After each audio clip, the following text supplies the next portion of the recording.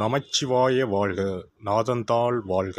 இமைப்பொழுதும் என் நெஞ்சில் நீங்காதான் தாழ் வாழ்க. வாழ்க வளமுடன். அனைவருக்கும் இனிய வணக்கங்கள். குரு பகவானின் அதிசார பெயர்ச்சி. குரு பகவான் 12 ராசிகளுக்கும் அற்புதமான பலன்களை தன் ஸ்தான பலத்தாலும் அருட்பார்வையாலும் அள்ளி வழங்குபவர். அதனால்தான் குரு பார்க்க கோடி நன்மை என்பார்கள். குருவின் திருவருள் சகல மங்களங்களையும் சுபிட்சத்தையும் அளிக்கும். குரு பிரம்மா, குரு விஷ்ணு, குரு தேவோ மகேஸ்வரக, குரு சாஸ்தாத் பரபிரம்மா, தஸ்மை ஸ்ரீ குருவே நம என்கிற மந்திரத்தை சொல்லி குருவை வணங்க நன்மைகள் தேடி வரும். ஒரு ஜாதகத்தில் ஏராளமான தோஷங்கள் கெடுக்கும் நிலையில் இருந்தாலும் கூட அப்படி தோஷம் ஏற்படுத்தக்கூடிய கிரகத்துக்கு குருவின் பார்வையோ தொடர்போ இருந்தால் அது கெடுதல்களை செய்யாது என்பது சிறப்பு. அப்படிப்பட்ட குரு பகவான் ஆண்டுக்கு ஒரு முறை ஒரு ராசியில் இருந்து அடுத்த ராசிக்கு பெயர்வார். சில நேரங்களில் அதிசாரமாகவும் வக்கரமாகவும் முன்னும் பின்னும் உள்ள ராசிகளுக்கு குரு பகவான் சஞ்சாரம் செய்வதும் உண்டு. அந்த வகையில் தற்போது தன் பகை வீடான மிதுன ராசியில் சஞ்சாரம் செய்யும் குரு பகவான் அதிசாரமாக கடகராசியில் பிரவேசித்து உச்சமடைய போகிறார். வரும் அக்டோபர் மாதம் 18ஆம் தேதி கடகத்தில் பிரவேசிக்கும் குரு பகவான் டிசம்பர் 5ஆம் தேதி வரை அங்கேயே தங்கியிருந்து பலன் தரப்போகிறார். அதன் பின் வக்கரமடைந்து மிதுனராசிக்கு திரும்புவார். இதில் குரு பகவானின் அதிசார காலம் மட்டும் என எடுத்துக்கொண்டால் 48 நாட்களுக்கு குரு கடகத்தில் பூர்ணமாக சஞ்சரித்து அற்புதமான பலன்களை தரப்போகிறார். அடுத்த ஆண்டு நிகழும் குரு பெயர்ச்சிக்கு பின்னர் ஓராண்டு உங்கள் வாழ்க்கை எப்படி இருக்கும் என்பதற்கான முன்னோட்டமாக இந்த 48 நாட்களும் அமையும் என்றால் அது மிக இல்லை. அந்த வகையில் இதில் அற்புதமான பலனை பெறப்போகும் ராசிக்காரர்கள் என்றால் முதலில் மிதுன ராசியை சொல்லலாம். ஜென்ம குருவாக இருந்தவர் தனஸ்தானத்துக்கு நகர்வது நல்ல மாற்றமாகும். கன்னி ராசிக்கு லாபஸ்தானத்தில் அமர்ந்து உற்சாகத்தை கொடுக்க போகிறார். விருச்சிக ராசிக்கு 9இல் அமர்ந்து ஆசுவாசப்படுத்தப் போகிறார். மகர ராசிக்கு 7இல் அமர்ந்து ஆனந்தமான வாழ்வை தரப்போகிறார். மீனராசிக்காரர்கள் கஷ்டங்கள் நீங்கி சுகமான வாழ்வை அனுபவிப்பார்கள். மற்றபடி தனகாரகரான குரு பகவான் உச்சம் அடைவதால் உலகெங்கும் பணத்தட்டுப்பாடு ஓரளவு நீங்கும். வாரா கடன்கள் வங்கிகளுக்கு அதிகம் வசூலாகும். மழையளவு உயரும். உணவுப் பொருள் உற்பத்தி அதிகரிக்கும். விருச்சிக ராசியை குரு பகவான் பார்ப்பதால் பூமி விலை உயரும். ரியல் எஸ்டேட் சூடுபிடிக்கும். மருந்து பொருட்களின் விலைகள் குறையும். குரு பகவான் மகர ராசியை பார்ப்பதால் அந்நிய முதலீடுகள் அதிகரிக்கும். குரு பகவான் மீனராசியை பார்ப்பதால் கல்வித்துறை நவீனமாகும். பதிப்பகத்துறை, கேட்டரிங், சட்டம், சிஏ, சிவில், ஆர்கிடெக்ட் துறைகள் வளர்ச்சியடையும்.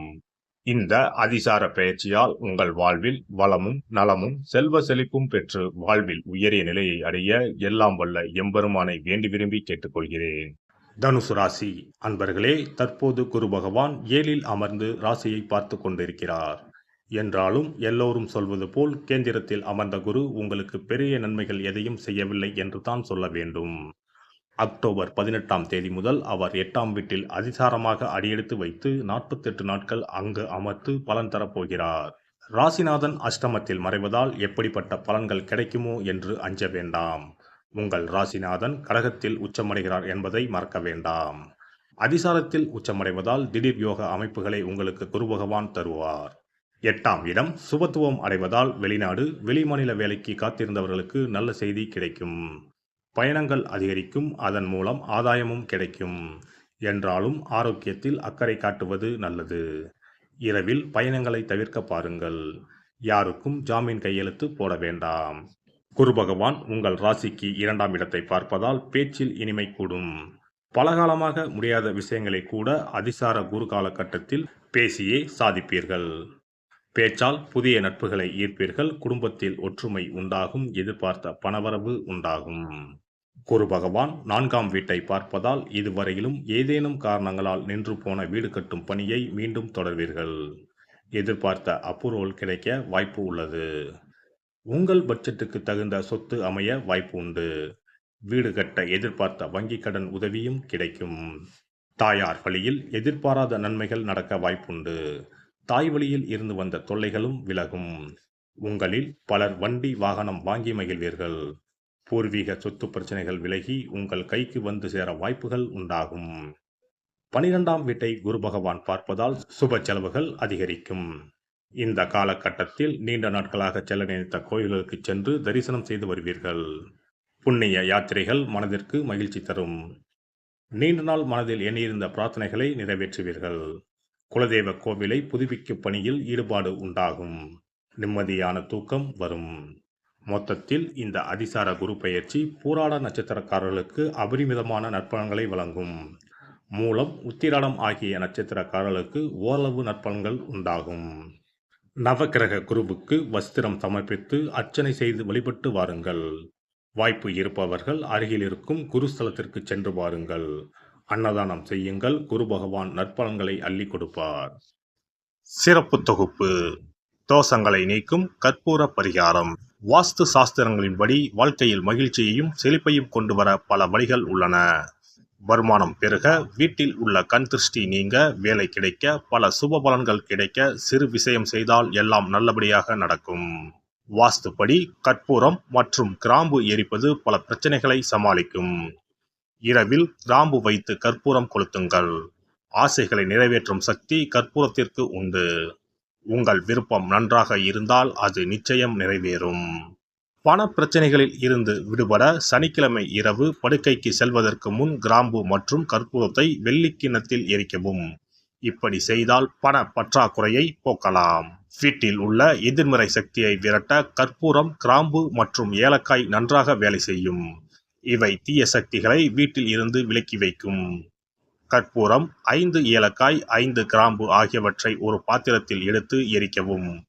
முதலில் பூஜை அறையில் வைத்து எரித்துவிட்டு அந்த புகையை வீட்டின் மூலை முடுக்கெல்லாம் பரவவிட வேண்டும். இவ்வாறு செய்வதன் மூலம் வீட்டில் அமைதி உண்டாகும். கண் திருஷ்டி நீங்கும். எதிர்மறை ஆற்றல்கள் அகற்றப்படும்.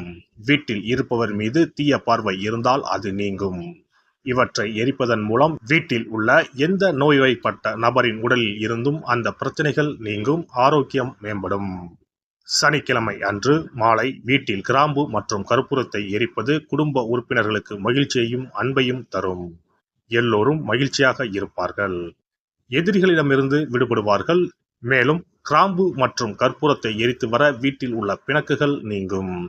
சில சமயங்களில் நீங்கள் எவ்வளவு முயற்சி செய்தாலும் உங்கள் தொழிலில் வெற்றி பெற முடியாது. இது போன்ற சமயங்களில் கற்பூரத்துடன் இந்த தீர்வை முயற்சிக்கவும். இந்த அணுகுமுறை நீங்கள் விரும்பிய வெற்றியை தரும். வேலை நேர்காணலுக்கு செல்லும் போது கற்பூரம் மற்றும் கிராம்பு எரிப்பது நல்லது. மேலும் 2 கிராம்புகளை வாயில் போட்டுவிட்டு வெளியே செல்லவும். நேர்காணலுக்கு செல்வதற்கு முன் அவற்றை அசைக்கவும்.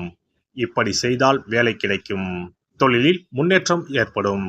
கடுகு எண்ணெயில் 2 கிராம்புகளை போட்டு காலையில் கடவுளுக்கு அருகில் தீபம் ஏற்றவும். அதன் பிறகு நேர்காணலில் கலந்து கொள்ளுங்கள்.